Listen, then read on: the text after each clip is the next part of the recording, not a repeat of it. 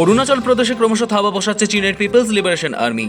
আপার সুবর্ণশিরি জেলায় সীমান্তবর্তী অঞ্চলে তাদের গতিবিধি বাড়ার পাশাপাশি অবৈধভাবে দখল করছে ভারতের জমি। গুরুতর এই অভিযোগ তুলে সম্প্রতি সরব হয়েছিলেন সীমান্তবর্তী অঞ্চলের আদিবাসী সম্প্রদায়ের মানুষ। বিষয়টি নিয়ে শোরগোল শুরু হতেই এবার নড়েচড়ে বসল সরকার। অরুণাচলের স্বরাষ্ট্র প্রতিমন্ত্রী মামা নাচুং সোমবার জানান, অভিযোগের সত্যতা যাচাইয়ের বিশেষ কমিটি গঠন করা হবে। তবে আদিবাসীদের তোলা অভিযোগ পুরোপুরি উড়িয়ে দিয়েছে ভারতীয় সেনা। অরুণাচল প্রদেশে চীনের লাল ফৌজের ভারতের জমি দখলের অভিযোগ সঠিক নয় বলে জানিয়েছে সেনাবাহিনী।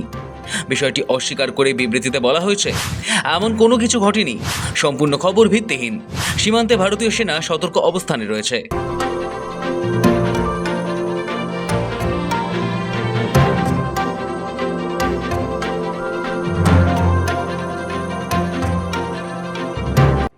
আসলে ভারতের ভূখণ্ডে চীনা সৈন্যের অনুপ্রবেশের বিষয়টি প্রচারে আসে না জনজাতির অভিযোগের ভিত্তিতে। উত্তর পূর্বের ওই রাজ্যটি একটি বড় জেলার নাম আপার সুবর্ণশিরি। ওই জেলার মধ্যেই রয়েছে না ওয়েলফেয়ার সোসাইটি। স্থানীয় জনজাতিদের ওই সংগঠন প্রশাসনের কাছে স্মারকলিপি দিয়ে অভিযোগ করে তারা নজর কেড়েছে সীমান্তের ভেতরে চীনের লাল ফৌজ ঘাঁটি গেড়েছে। জেলা প্রশাসকের কাছে স্মারকলিপি দিয়ে সোসাইটির অভিযোগ, গত বেশ কয়েক বছর যাবৎ চীনা সৈন্যরা জনজাতির চাষের জমি দখল করেছে, যেখানে তারা নিজস্ব পদ্ধতিতে ফসল উৎপাদন করত। গত 6 বছরের মধ্যে চীনের সেনাবাহিনী তাদের পৈতৃক জমি, চারণভূমির বড় অংশ দখল করে নিয়েছে। স্থানীয় বাসিন্দাদের আরও অভিযোগ, চীন গত 10 থেকে 15 বছর ধরে ওই এলাকায় ধীরে ধীরে দখলদারি শুরু করেছে। তবে 2020 সাল থেকে এই আগ্রাসন ভয়ঙ্করভাবে বেড়ে গিয়েছে। 5টি নির্দিষ্ট এলাকার উল্লেখ, আপার সুবর্ণশিরির তাকসিং অঞ্চলে 5টি এলাকায় চীনা আগ্রাসনের তালিকায় তুলে ধরেছে সংগঠনটি, যেগুলি হল আসাফিলা এলাকায় ওয়িং, পোট্রাং, মারপান অঞ্চল এবং টিনটিনটাং। স্থানীয়দের দাবি অনুযায়ী এই সব এলাকাগুলি 2020 সাল পর্যন্ত তাদের দখলে ছিল, কিন্তু বর্তমানে সেখানে চীনা সেনা ঘাঁটি গেড়েছে।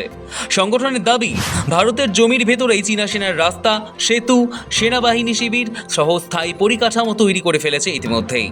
অভিযোগ প্রকাশ্যে আসতেই রাজ্যের স্বরাষ্ট্র প্রতিমন্ত্রী মামা নাটুং বলেন, যে অভিযোগ তোলা হয়েছে সে বিষয়ে জেলা প্রশাসনের রিপোর্টের অপেক্ষায় রয়েছে সরকার। জেলা প্রশাসন, নির্বাচিত জনপ্রতিনিধি, স্থানীয় জনগণ এবং পঞ্চায়েত কমিটিগুলোর কাছ থেকে পাওয়া তথ্যের উপর ভিত্তিতে যাবতীয় পদক্ষেপ করা হবে।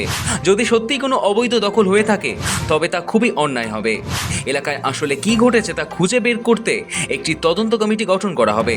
ভারতীয় সেনার বিবৃতি, স্থানীয়দের অভিযোগ প্রকাশ্যে আসতেই সরকারের তরফে বিষয়টি নিয়ে তদন্তের আশ্বাস দেওয়া হলেও ভারতীয় সেনা এই অভিযোগ পুরোপুরি খারিজ করেছে। সেনার তরফে এই দাবিকে মিথ্যে ও ভিত্তিহীন বলা হয়েছে। সেনাবাহিনী জানিয়েছে এই অভিযোগ সম্পূর্ণ মিথ্যা এবং ভিত্তিহীন। 1999 সালে পাকিস্তানের বিরুদ্ধে কার্গিল যুদ্ধের আগে কার্গিলের স্থানীয় মানুষ প্রথম বিদেশি সেনার উপস্থিতির কথা জানিয়েছিল। এবার ফের সেই অভিযোগ আরও জোরালো হয়েছে।